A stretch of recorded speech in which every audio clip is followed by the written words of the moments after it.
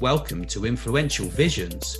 Here, we interview futuristic leaders who share their deep industry knowledge and business experience with you, ensuring you have your finger on the pulse and your eyes wide open. My name is Nathaniel Schooler, and I am your host today.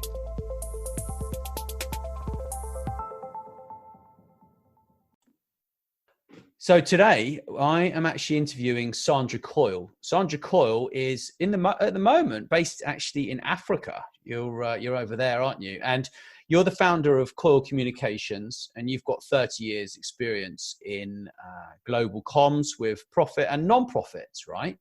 So welcome.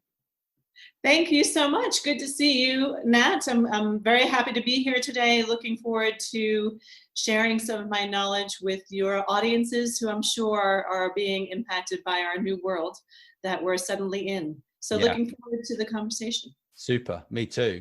I learned a lot from our last interview about a year ago. And, today we're going to talk about how to lead in times of crisis. And we're going to cover 3 points: how to choose a leader and a crisis team who's able and prepared to lead is the first one. So how do we do that? Well, it's interesting because I often see, just watching leaders around the world, including heads of state, but also corporate leaders, manage this current crisis. And when I look at it, I think back to my similar type of crisis, not as extreme as what we're in now, from 2011 with a hacker campaign against the organization I was working for. What we actually did is we did not choose our CEO to be the spokesperson or the leader of the crisis team itself. We looked for somebody who had that calm authority that one needs in these times of crisis, who was a director level, and she was put in charge of chairing a global crisis response within 24 hours. Choosing a what we say a small team, but it might have actually at the time been too large. 5 people who were in charge of the most important areas of the organization: the CFO, the CIO, communications, myself, etc. So I would encourage folks to really look at their teams, their leadership, and say, okay, is there someone here who's always calm or always good in a crisis that would make a great spokesperson for us? It does not have to be your lead person, and oftentimes it removes any potential brand damage from that individual or the organization, because they're trying to run the company at the same time or run the government at the same time. There could be a secondary who can be there, be communicating as much as possible, and be the face of the organization while that leader handles the minute-by-minute crises that are occurring inside and outside. Right. So with this security breach, what did you actually do? What was the process that you followed? It's a great question. It was a while ago. It was the anonymous hacking team back in 2011. If everyone remembers, Sony had been attacked, and the way they were doing it was through YouTube videos announcing that they would go after your company. Wow. But usually by the time you saw the YouTube video, it was already happening. They'd already gotten behind your wall, so to speak. Yeah. Usually through friending on LinkedIn to see who all the directors were at your company.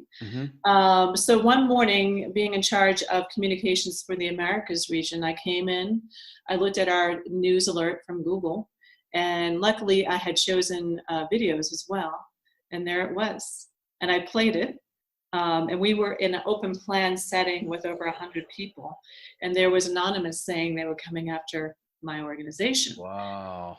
And, we're all taught to be calm in crises. I remember I stood up and I looked at the wall in front of me and I said, okay, deep breath, let's go get the director.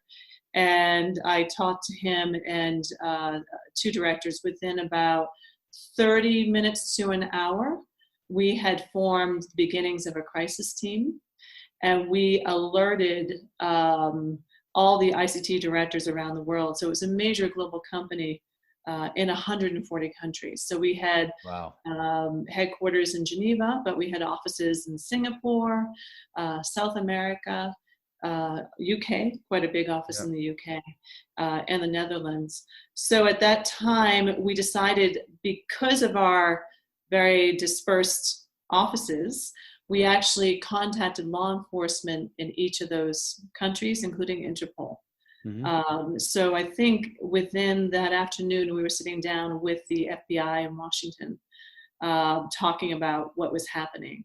So they actually looked at our logs and helped us through it, all the authorities. But in the meantime, we had all these schools around the world and parents and children whose records were about to be exposed. So like any good organization, we had a crisis communications plan. We drilled. We loved the drills. We drilled twice a year, many years. We thought we were all set. But what we had to do immediately, we looked at it and we threw it out because it was a completely new situation. And we had to be prepared for all of our cyber to be taken over, and our social to be taken over, and our website to be taken over. Because they had gotten in. We were mostly shocked because it is an education organization that was helping, we thought, with a mission driven, and to our knowledge and to the authorities' knowledge, we were the first nonprofit that was targeted. It was before Sony was about 4 weeks before us. So we very quickly just put together a crisis plan and a crisis team of 5 that operated 48 hours, had all authority to spend whatever is needed and to hire whoever is needed during that time period to prevent the attack. And we actually did that. And we managed to stop an attack that started halfway through. So we were lucky. It didn't go to the extremes we thought, but it made you think outside of a box into a world you'd never experienced before, which is what we have now. So having a leader who was dedicated to it, was not the CEO, and that we had the directors who were able to make decisions. The only thing, and one of the recommendations I have is watch and monitor the behavior of your team. Because human nature is to form groups, 2 people, maybe 3 people, and we were working across time zones. So even though we had a chair and an authority, we might wake up in Washington the next day, and then the folks in Singapore had made decisions that went against the group's decisions. So it's still difficult to manage. So I really recommend, don't go beyond 5. I'd really recommend 4 if you can keep it small, because you have to stay unified.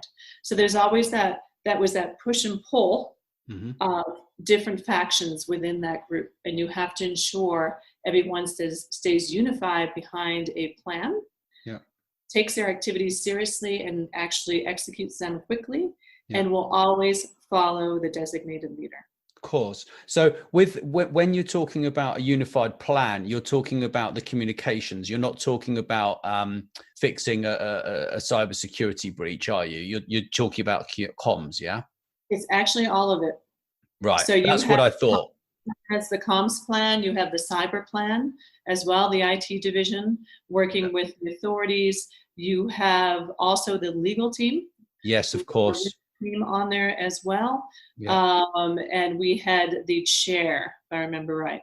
So comms, of course, was the main focus in the beginning to inform staff immediately and keep our stakeholders informed as we went, while doing the one thing that is needed during a time of crisis, reassuring. So having the vision and plan for the future, but also giving the reality of what potentially could happen. And we need to do that with all the heads of schools around the world in multiple languages very quickly. So they understood that, A, we were on top of it. We understood the ramifications, but we were taking action. Our hope was this would be the end result, but this is what could happen. But don't worry, we are here and you can communicate with us anytime. We will keep communicating with you throughout this. So it's okay not to have an answer. I think what we see now is that people want reassurance, so you can give the vision and plan for the future, but at the same time being truthful about what potentially can happen, is happening. Telling the truth, but reassuring is really an important aspect of crisis communications. And I think a lot back, being American, to President Roosevelt during the 30s, our 32nd president. Gosh, think of a hard 10 years or so that he had. He had 4 terms, and he came in in a tough situation during the Depression and after the crash. But he was able to do that so well, to give a vision continually and a plan continually, having fireside chats that my dad, who's 89, still remembers fondly as that person who could just tell us what was happening, but also reassure us and bring us together. Right. You know, saw that today in the UK with the clapping that started with the Royal the NHS last night. Yeah. And that was really fantastic, bringing people together. So extreme difficulties and realities, I think they have to be faced, and I think people want to hear that, but also to bring us forward into a vision and a plan. And he would always say, look, we have to try things. We have to make mistakes, but we have to innovate forward. And that's what he did with his plans, but also during the war years and throughout. So I think talking to friends and colleagues around the world, I think part of that has been missing. Right. Overall, that reality of the situation, mostly because many leaders don't know what's happening, but how we can possibly, what the new future is. And maybe that's a positive future. Maybe there's some changes here that we're all taking on board, working from home, talking virtually with people we haven't connected with for a while. It's bringing communities together in a certain way. So we can look at some of the positives that might come out of such hard times. Right. Itself. That fits in beautifully to my next question. Yeah. So how to provide a vision, hope, and a plan while being truthful on the harsh realities. Mm-hmm. You kind of covered a little bit about that. I mean, you know, what's quite amazing is what you were saying, certainly about the UK. I mean, we've started to embrace more technologies. We've started purchasing technologies from, I believe, the US, from Silicon Valley, which will monitor the beds in the hospitals, so that when they are empty, we know exactly that that's empty. You know, we've started doing obviously Zoom calls with or whatever, video calls with patients. I think a lot more data analysis is gonna result with this. So, you know, that's obviously part of the vision, and the hope is a difficult one. Hope is difficult, but it has to be there. It's critical that and it's okay to say, maybe I don't know. It's always okay to say, I don't know, like the rest of you, I don't know. This is a new world. But this is my hope as the leader of this country, the leader of this organization, leader of a civic organization as well. So it's looking at who you are, the basis of the brand, the country brand or the company brand, and how you can change and develop from this point in time, given what's happening. I'll just take an example from now. I'm in Africa, like you said. I've been working with African organizations for the past 4 years. And this was really new, working from home and using Zoom and Teams across the continent, working with colleagues in Zimbabwe and South Africa and elsewhere. Here, you know, it took a while for us to grab this new technology because things were a bit more conservative. Right. But Africa, if any place, now is the new way for technology. So the young people on this continent really are well positioned to take this forward and become a new way of working that I think maybe all of us had talked about, and maybe we would use WhatsApp with our friends and family, and videoing. I know in the States, FaceTime. But now it's a new way of communicating, and I'm finding that personally myself, and I'm sure with your audience it's the same thing. I am reconnecting with people I haven't seen and talked to in 10 or 20 years all around the world since Monday. So I think technology really has shown its power in communications, right? And helping brands. So I think this may permanently change the way we've been using it. Yeah.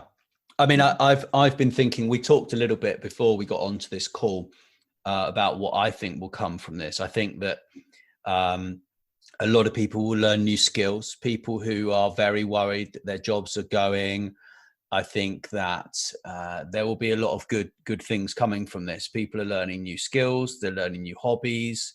They are thinking about their careers, perhaps changing their businesses very quickly.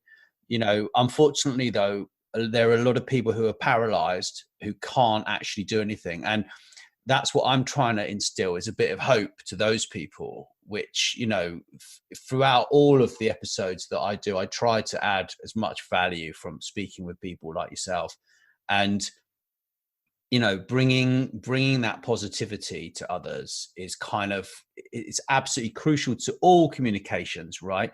If you write a book, you want that to have some sort of hope. I mean, without the hope in a book, you get a chapter in and you're like, what is this, like, why am I reading this book? Like, what's the point of this book? Yeah. And I got taught how to write the outline of a book by a New York Times 6 times best-selling author, Brian Eisenberg. Absolutely wonderful chap, really great guy, based in Austin, Texas, from New York. He's lovely, and he taught me about that. And having the hope is one of those things that, I mean, obviously you've got to have the valuable nuts and bolts, yeah, in a book, right? If you're writing a business book, yeah. But having that hope is just it's so important, yeah. Otherwise, it's like, well, why? What's the point of me listening to you if you're not going to deliver something that is going to make me aspire to a new thing or a new way of feeling? Then why am I investing time in reading or watching this, you know? Absolutely. And I think it goes back to the fear issue. Don't let fear overtake you. We've all been on this earth for a while. We've all had peaks and valleys. I've had quite a few, been here a few decades. Me too. Look back to that and say, you know, in those times when you were just so worried and running things over and over in your mind and talking to your friends and family and thinking, gosh, I'm not going to make it. How am I going to make it in 6 months, a year? Well, look back. Boy, I'm sure you made it, and I'm sure you exceeded what you thought you could do. So always hold hope in your heart. Look at yourself. Look at what you've done. Even if you're, 15 or 20, you've probably gone through something. Look back at that. You're going to be okay. Always believe in yourself. You can change things around. So we all have peaks and valleys. And I wrote a message to my niece who's in the film industry, and they closed down in New York, and her career is going well. And I wrote her a note this morning saying, you're going to go very far. Mm-hmm. It's just sometimes the external world will throw things at you and overwhelm you.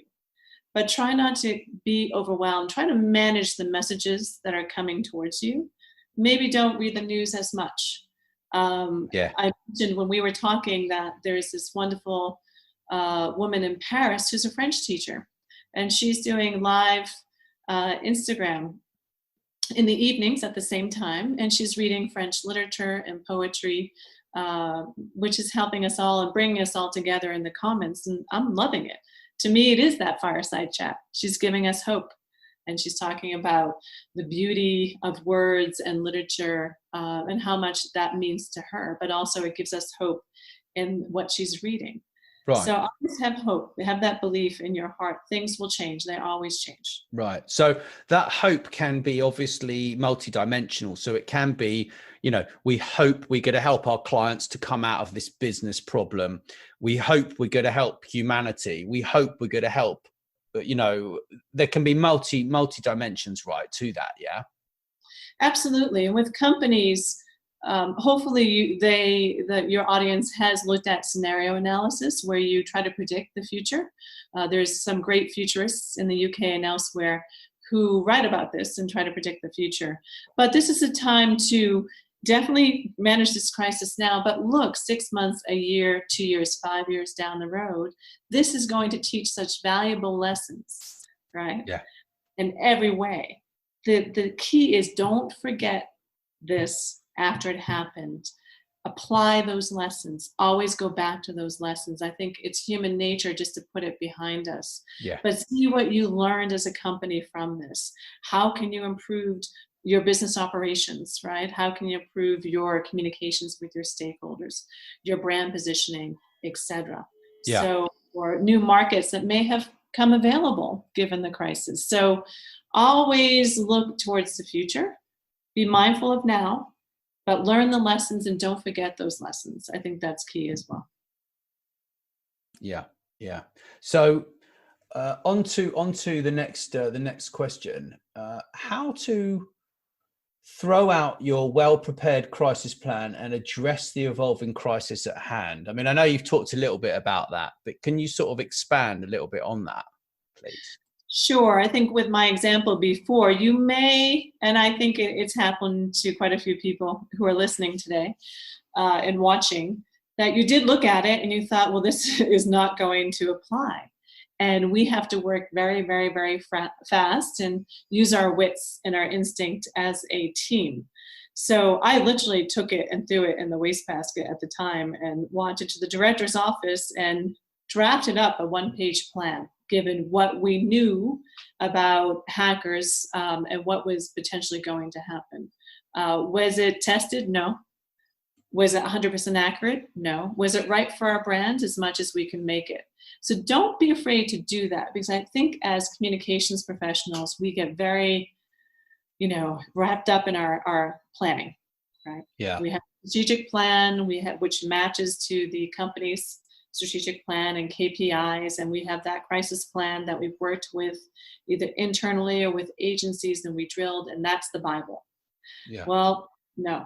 Oftentimes, crises hit you when you least expect it, from where you're not expecting it, and it's not how you expected it.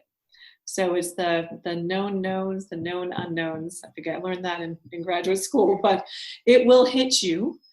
You need to be able to work on your feet and not be so obsessed with that plan. So I think flexibility is needed.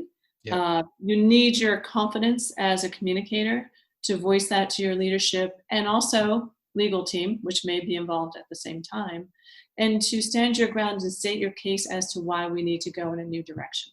Yeah. So I don't be afraid to do that. I have to say I've handled quite a few crises in my career. Seldom did we actually use the written plan. Right. But it's good to have that framework, isn't it, in the first place, because it gives you a starting point, right? Absolutely. And if you drill, it's in people's minds that this is a possibility. Yeah. But when you drill, you need to tell your leaders, it may not fall into these categories. It could be something totally separate or different from what we're used to handling and something we don't expect. So that element of surprise doesn't put them into a state of shock where they can't respond. Right? For a while, they're still trying to process what's happening. You do want to reduce that amount of time. There will be an element of shock. I had it during that hacking crisis, but I didn't let it go very long. I took action as fast as I could and moved forward. Was I scared? You bet. Absolutely. Everyone was. Working in a team, we were able to rely on each other, counter our ideas, test our ideas together to ensure that what we were doing is right for the brand itself. Yeah. And then it has to fit into the brand's general style of communication in the interim. Yeah. Mm-hmm. Yes. And that's a great point, because I think going back to choose your leader is very important, because you need that calm, stable individual. I did have a CEO once who wanted to go out with a press release that was just not appropriate after an alleged allegation that came up.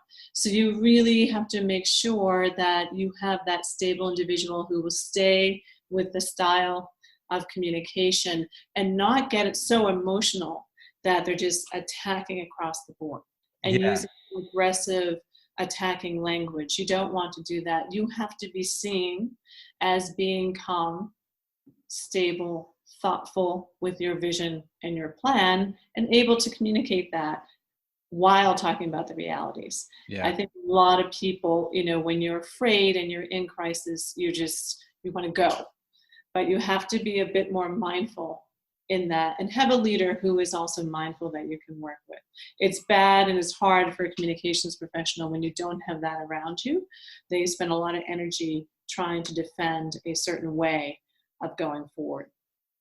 Yeah, it's not an easy time for anyone. I mean, when you've got that problem that's occurred, if you don't behave in the right way, then obviously you're not supposed to be leading that particular conversation. Yeah, you know, but you And it, need to be running the business. I mean, that's what a CEO does. So, just because you're a CEO doesn't mean you need to run the crisis communications. You could potentially introduce it if you were briefed properly, right?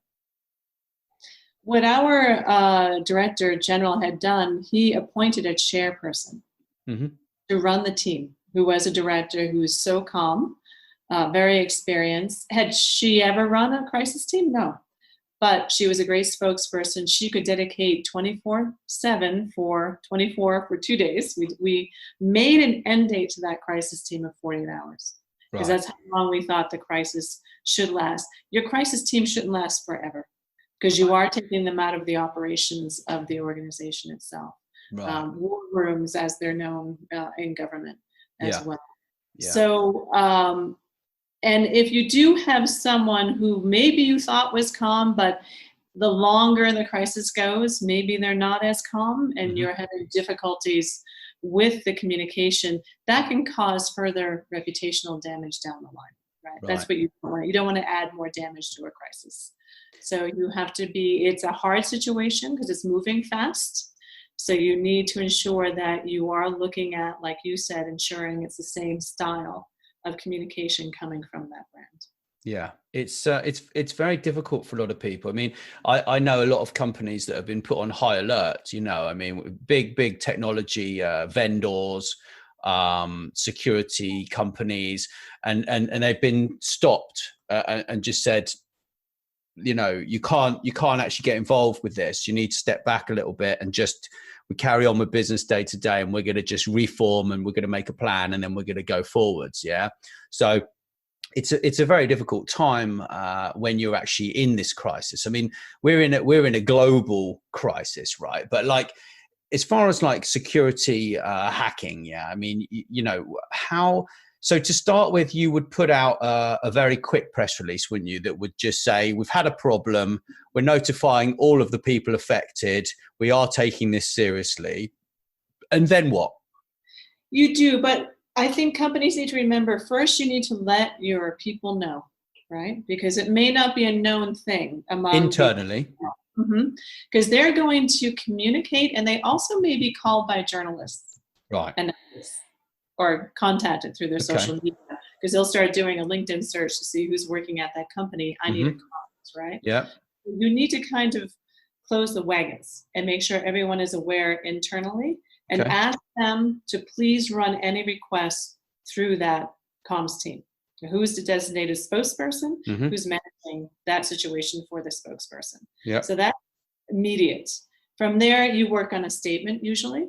And what is important for communications professionals, they may have really good relationships with key journalists that they can place the statement with. Of course. Hopefully in the right publications for where their focus is. Yep. So they can lead out with it, and then they can also push that out more broadly. Some brands may not want to do that right away. They may want to just work with the journalists they know to get the message out for them, and keep back a little bit and try to manage the dissemination going out, depending on what the situation is. And then from there, of course, your customers, and that would get to customers, but whatever channel you're using for customers, they need to know before it gets public as well. So internal customer statement goes out. You can do it in a controlled manner. You can do it in a broad manner. If you do it broad, it's going to be more difficult to control, right? What do you mean by broad? Unfocused? Releasing, like you said, putting out a release right away. Right. What we did is we actually notified the journalists we worked with. And we made sure we already had those relationships built, right, over time for just that purpose. And that was one aspect of the crisis plan we kept. You always need to ensure that you have those relationships where you can just call them, and it might be midnight. I always say it's 5 p.m. on a Friday when these things happen, right? Oh, yeah. You can call them and say, I know you're with your family, you're about to go to dinner, but we've got a problem here. I have a statement. Can you please release it? Yeah. And they will. if you have that relationship with a journalist. So, yeah, as long as you write that statement first, right? I mean, you know. Absolutely, and that's pretty quick. Usually, in my experience, it may be different from other people. Usually, the communications individual will write that pretty quickly and give that to leadership. You have a sit down with them, you wordsmith it together. You've got to be quick with it. First, however, is the staff, the customers, then the outside statement, and they build on each other. So for the staff, you may want to tell them different things, right? More detailed information about exactly what happened, who's in charge internally, where do they go for information, how do they handle talking to their families and others about it. So that would be specific. Customers, you really need to reassure them that you're on top of it. Yeah. Right? These are the steps we're taking. Outside statement, reassuring that the organization is aware. These are the steps we're taking. And we will follow up in a certain amount of time. Right. And you better follow up. So some people will do a press conference depending on the crisis itself. You've definitely seen the leaders who have had to deal with this very difficult situation doing that on a continual basis. So you may want to follow up on that with a statement with a press conference if warranted, depending on what the crisis is. Be careful though, because if it is about conduct or an individual, you don't want to have that. You might want to manage that press conference differently and put someone up front. So you have to look at the elements of the crisis and think of how you want to handle it. And keep it managed as best you can. Crises are crises. Oftentimes they can be very well managed, but try to do the best you can to prevent future brand damage down the line that you're trying to fix for a long time. Well, that's exactly what I was talking about the other day, you know, about how if you don't know how to communicate, you need to stop and actually take a step back and make a plan, you know, of like what's acceptable to talk about. How can you encourage people to have some hope in their lives? Because, you know, right now, yes, we're talking about this virus that's throughout the world, but it's very, very related to a normal crisis that happens within a business and within a community, right? It is. There's elements of crises that you'll see across the board. So one of the aspects I would encourage communications professionals to look at is definitely social media. You have your social champions, right? So have them carry that hope for you and enlist them in helping you as a brand itself. They're supporters. You do need to know who your champions out there. Most of them do. There's such great data analytics platforms nowadays that we didn't have 10 years ago that enable communications professionals to know who their champions are, who are the influencers who align with their brand to help take that message across. And it's if you look at just what happened, I think earlier this week in the States, where I think it was the Attorney General asked Kylie Jenner to put up a post and encourage young people to take the virus seriously. So he knew who was out there with all the followers and who had that market. Yeah. And actually asked her to do that, and she did. And they did take it seriously. You started to see some behavior change itself. So for brands, the same thing. Know those individuals, not just the journalists, but who those champions and influences are to help you carry the message more broadly, right? If you need to do that as well. Yeah, that's very important. I'm actually doing a bit of research into that at the moment, and looking at people and actually who they influence, what demographics they influence, which net, you know, so it's like you can look at a brand and then you can look at who influences that market. You can look at keywords, who influences things within those keywords. And, you know, I'm using one of the best tools out there at the moment, and it's, you know, I love it. It's amazing. I'm not going to say what it is, but like, you know, if anyone needs any help with that, happy to help. But like, you know, if you need any help with that, with your Coyle Communications business, we can talk about it, right? Absolutely. I would love it. From you, yes, absolutely. And, you know, there's so much power there. The ease of information at your fingertips with these platforms and databases. Gosh, you know, I wish that I had that back in the 2000s when we were facing a lot of these issues. They were just coming up then, but now it does so much work for you.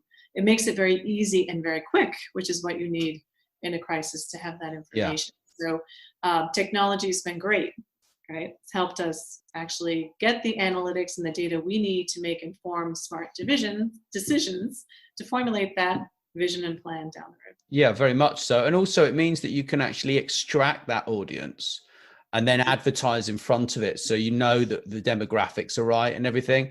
And that, you know, that's quite important to really target the right people. I mean, you know, mainly we do business to business influencer marketing. So we, you know, we kind of get that, right? But like, you're basically talking about creating some content that needs sharing very quickly. Yeah.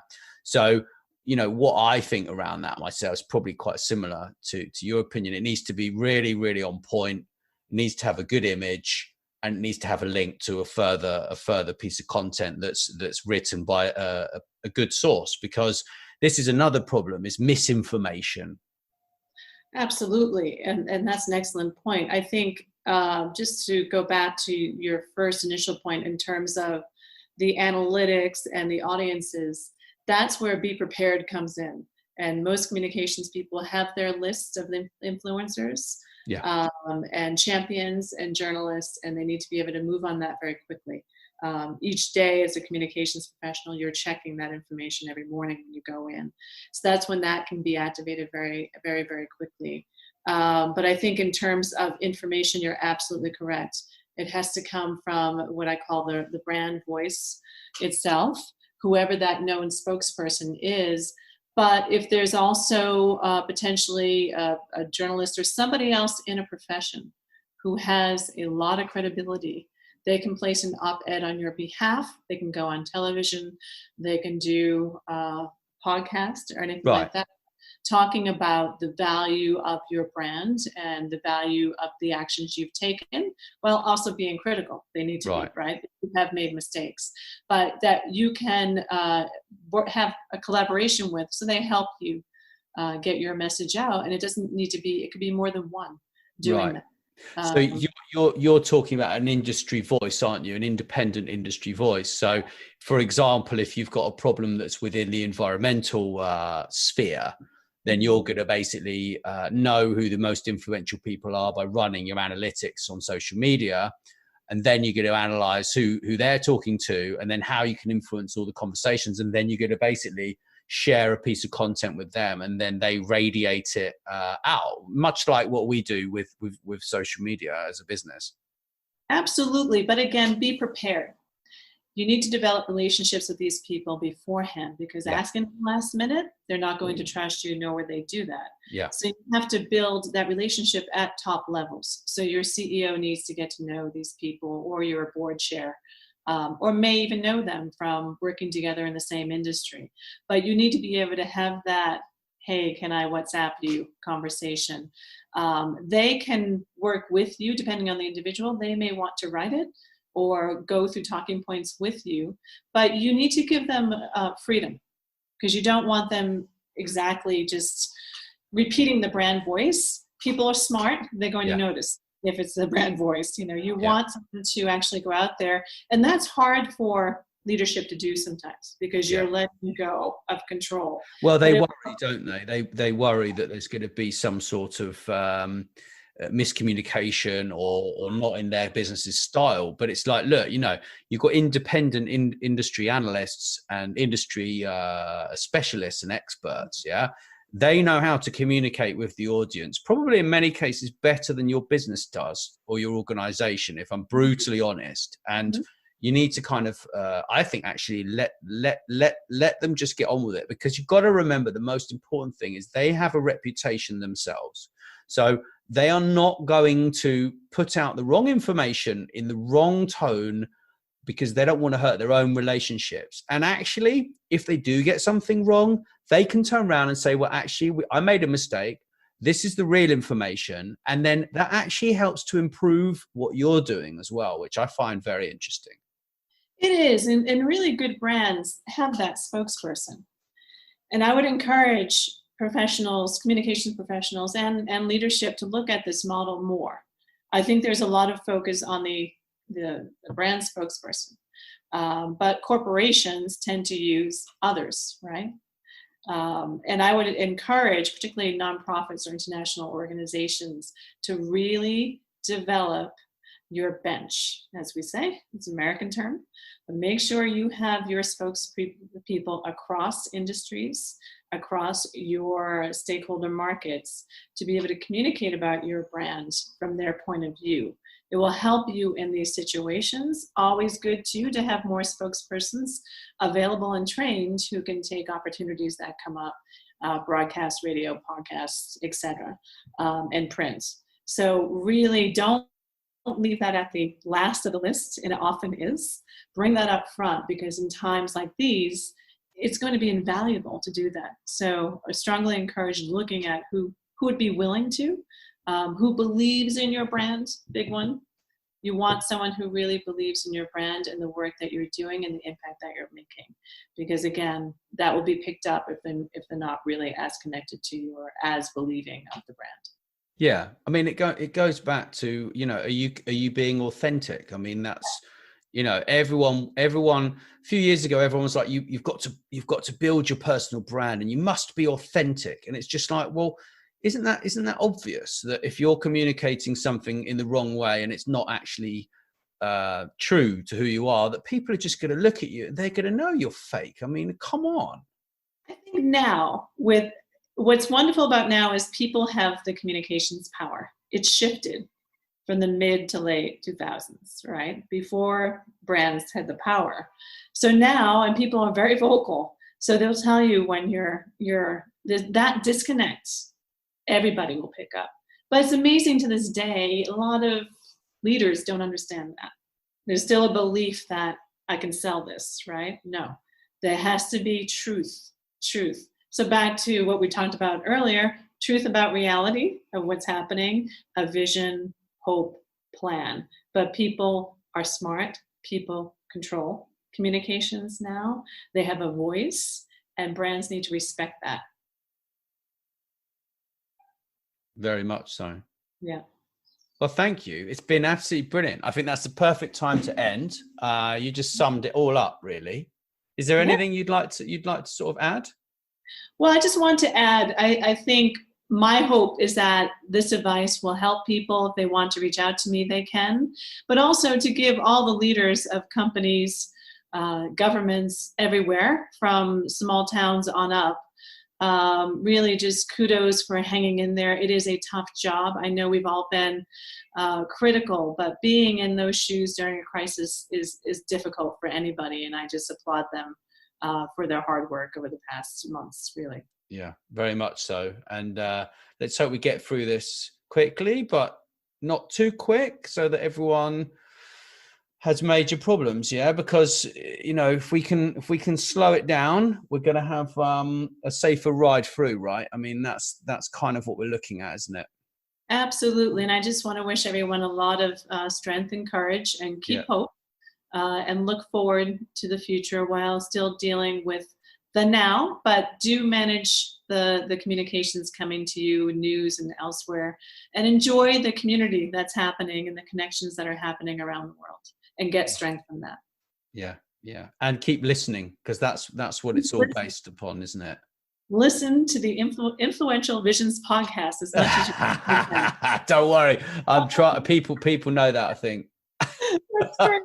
Well, thank you so much. It's been so much fun. Really great to be back. Thank you. Thanks for listening. Please make sure you share this episode with your friends and business connections too.